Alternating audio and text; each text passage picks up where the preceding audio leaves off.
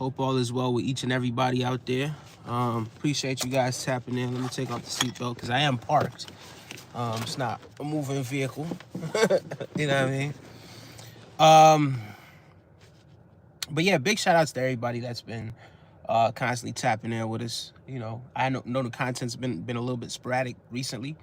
But we're back. And I kind of want to talk about something because like something that happened yesterday, and it really kind of took me by surprise. Like I didn't expect this. I don't know if anybody really expect what happened yesterday to Big U to have happened. I think it caught a lot of people by surprise, right? It caught a whole lot of people by surprise. But Big U has been arrested. Now, yesterday, you know, there are other people that were kind of caught or apprehended or however it is that you want to put it. But Big U is still at large. Now, whether that be because he was out of town, whether that be because, you know, they didn't know where to find him at, whether that be, I don't know. I'm not entirely sure as to why Big U, you know, was at large yesterday. But he has since turned himself in, right? He's turned himself in. And, you know, there's quite a bit going on, man. There's quite a bit going on because Big U is, he's a big name in the hip-hop industry. You know, I don't know what these people are doing behind the scenes, but there's been a lot of criticism levied his way, you know, certainly within recent years, and certainly since the passing of one Nipsey Hussle. I feel like that's when the culture, because the culture typically had embraced Big U, but I think after the passing of Nipsey Hussle, I think that's when the culture kind of was starting to look at Big U, you know what I mean, a little bit suspicious, right? For lack of a better term. And I think everybody already knows how I feel about Nipsey, right? Nipsey was a timeless artist, not just because of his music, but just because of who he was as a person, and just what it is that he stood for. And he's not perfect. Nobody's perfect, right? It's not about putting people on a pedestal or anything like that. But, you know what I mean? I was a big fan of Nipsey. I was a fan of the person. You understand what I'm saying? Beyond the music, right? Because I felt like there was something just very genuine and authentic about that energy. And it's not every day you find somebody who sort of reaches that level in society, I guess, if you want to call it levels or whatever it is, but somebody that gets to that point and still maintains, you know, somewhat a level of humility. And some people might, you know what I mean, think that's tongue in cheek, me saying level of humility. When I say level of humility, it's like he didn't masquerade as somebody that feels as if he's better than everybody else or whatever it was, right? It's somebody that kind of showed you that, hey, listen, you can make it too. I made it, you can make it too. But what you really need is a focused drive. So when you sift through all the yellow tape, so to speak, or the red tape, so to speak, it's like you see that this person really had a message, and the message was something, you know, it was something timeless. So, you know, I was a big Nipsey fan, right? I was a big Nipsey fan. Now, obviously, since Nipsey's passing, right, there's been quite a bit of people that were pointing fingers at Big U, saying that Big U may or may not have had something to do with it. What's good, General Munchkins? What kind of name is that? Big up yourself and welcome to the stream, though. But yeah, so there was a, you know, and this isn't, you know what I mean, to paint a picture or anything like that. I'm just expressing just my thoughts on the situation, because me being all the way on the East Coast, I've never been to California a day in my life as of this point. But me being on the East Coast and still being like a huge Nipsey Hussle fan, you know, I can't speculate as to what the politics was or the things that were surrounding his death. But, you know, it's like when you read between the lines, you know what I mean, this certainly sort of it certainly makes you kind of think about it, or kind of raises your eyebrow like, damn, I wonder if bro really had something to do with it, right? Of course, it's not nothing that I could sit up here and prove that, yeah, this man had something to do with Nipsey's passing. I can't prove that, but it's one of those things, man. It's like, well, just the things surrounding it, and the circumstances, how it happened, and the people that were connected to the situation. It's like, yeah, you know what I mean? It just made you go, now, of course, that's not something that's going to, and I'm not alone in feeling this way. And of course, that's not something that necessarily says that he really did do these things, right? I can only speculate from where it is that I stand, because without actual concrete evidence, you know what I mean, it's pretty much just either hearsay or me just looking at the narrative. And I don't want to be a victim of the actual narrative, thinking that I know all the facts surrounding the situation, right? So I never really jumped off the ledge to say, yes, definitely he did it.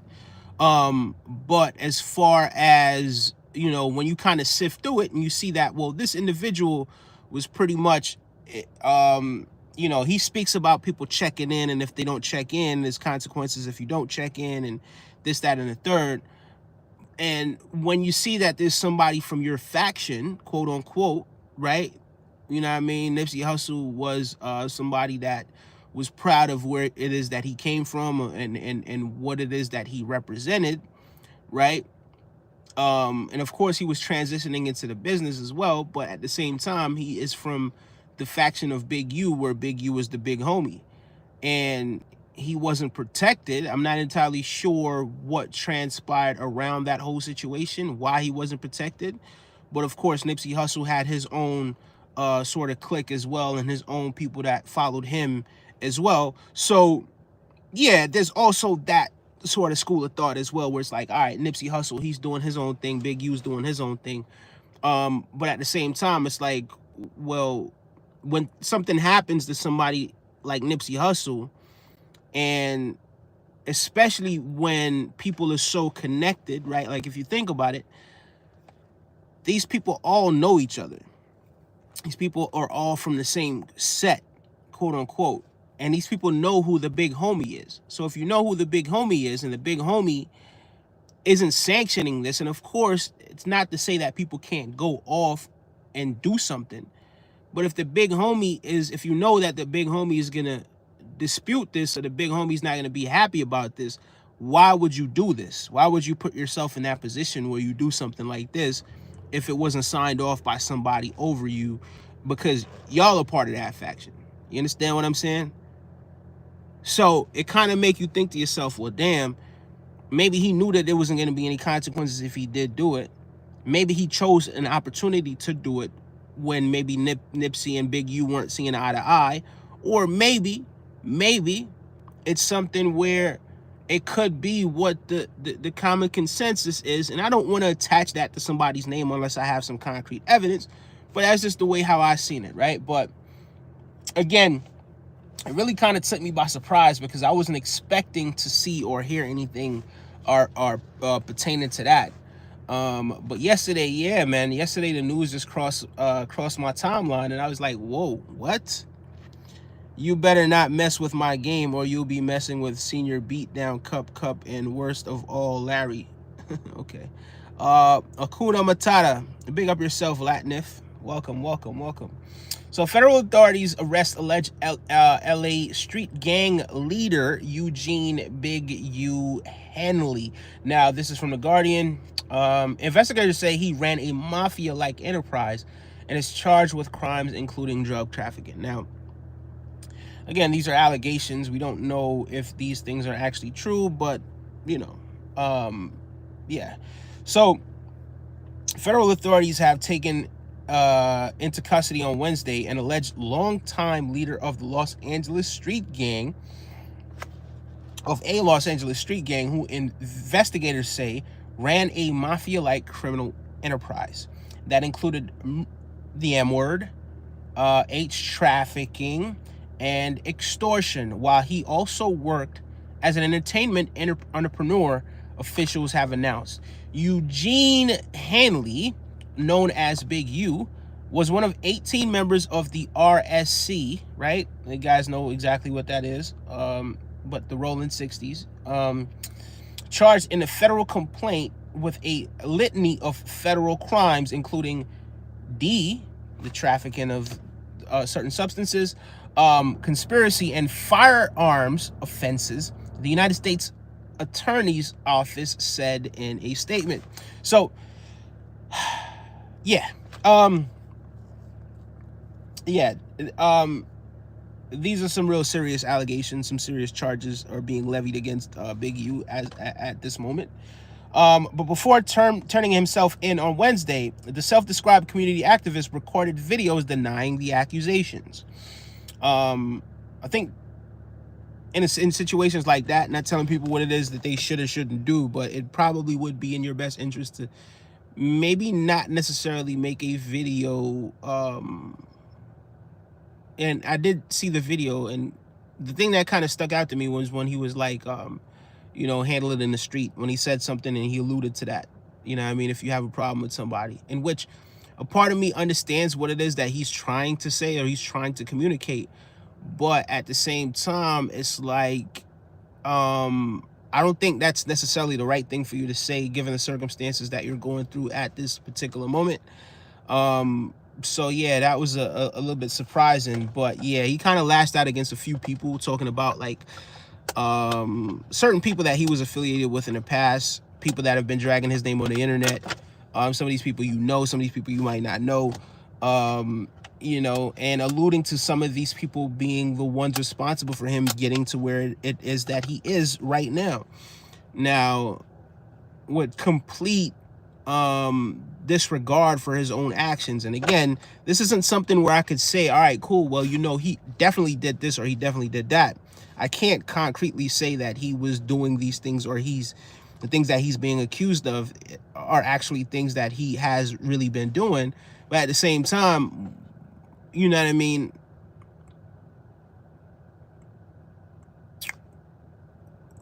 Do you take any accountability for what it is that transpired here? Or is it just everyone else?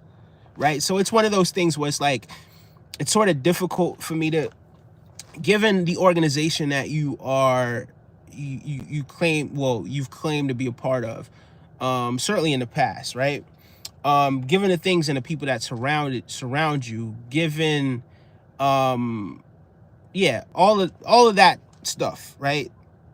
You think it's in your best interest to point fingers elsewhere, but not take some accountability.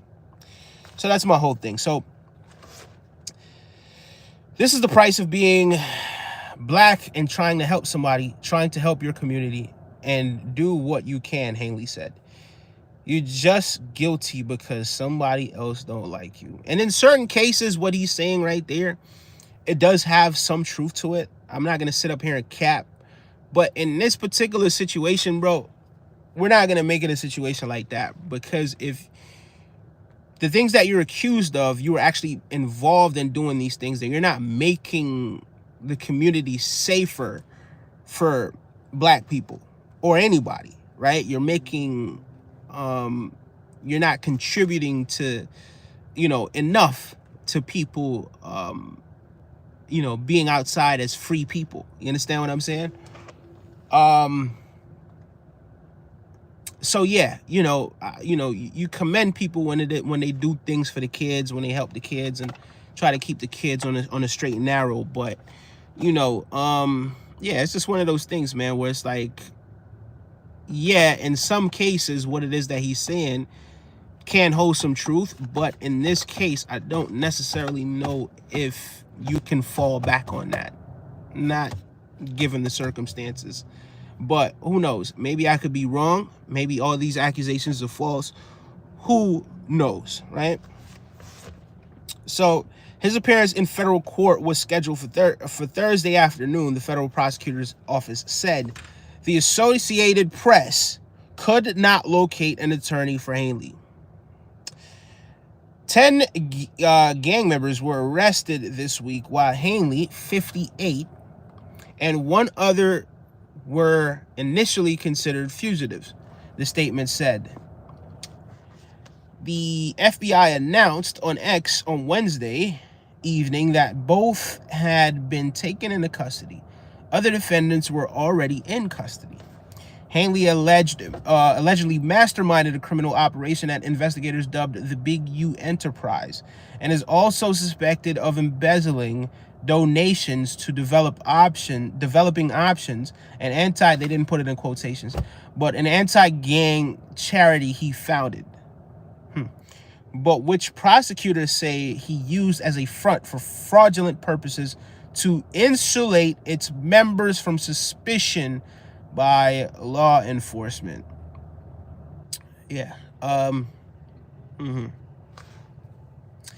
He is suspected in the 2021 unaliving of an aspiring rap musician who was signed to his recording company, Unseek Music, according to prosecutors. The rapper, identified in court documents as RW, was allegedly unalived by Hanley after he recorded a defamatory song about the leader at a Las Vegas studio, prosecutors said. RW's body was found in a ditch off Interstate 15 in the Nevada desert. Prosecutors said Hanley ran the enterprise like a mob boss and used his stature and long-standing association with the Rolling 60s and other street gangs to intimidate businesses and individuals in Los Angeles. Not only did the enterprise expand its power through violence, fear, and intimidation, but it also used social media platforms, documentaries, podcasts, interviews, and Hanley's reputation and his status as an OG to create fame for and stoke fear of the Big U Enterprise, its members, and its associates, the U.S. Attorney statement said. Hanley is accused of organizing criminal activity, including extortion, robbery, trafficking, and exploiting workers, fraud, and illegal gambling. In addition, he's suspected of submitting a fraudulent application for a COVID-19 pandemic relief loan for Unseek Music. That's where the seeking comes from. Sorry about that. Why you can rely on the Guardian to not to bow to Trump or anyone. Okay. All right, cool. Excellent. That's pretty dope. So the Guardian is saying that they're not bowing to Trump. Appreciate the article before you. Anyway, I'll read that another time. But yeah, so basically you see what it is that's happening right now, man. Big U, he's in a really tricky situation right now. Accused of a host of crimes, right? And accused of sort of being the leader behind a sort of, they're basically calling him a mafia boss, guys. They're calling him a mafia boss. But yeah, so, you know, I don't know, man. I don't know. It's real. This situation right here is real tricky. If you're out here doing, I was about to curse, but if you're out here doing stuff like this and making the community less safe, right? The things that he's being accused of doing, right? Then, bro, like, I can't sit up here and like have sympathy for you. Like, I already don't respect the tough guy shit. Like, if you're tough, like, protect the people that you love. You know what I mean? Protect them, take care of them. Like, that, to me, that's stuff that I respect. You know what I mean? Like, if you got your kids and your kids love you, that's the stuff that I respect. You know what I mean? You there for your kids when they need you. That's the stuff that I respect. Anything else, bro, it's like, bro, anybody could get up here and wolf, or anybody could get up here and choose to do dumb stuff and choose to, you know, go down a certain path. You understand what I'm saying? But once you get to a certain age, it's like, yo, what exactly is the point of you doing that? What exactly is the point of you terrorizing the people that are in your community? You know what I mean?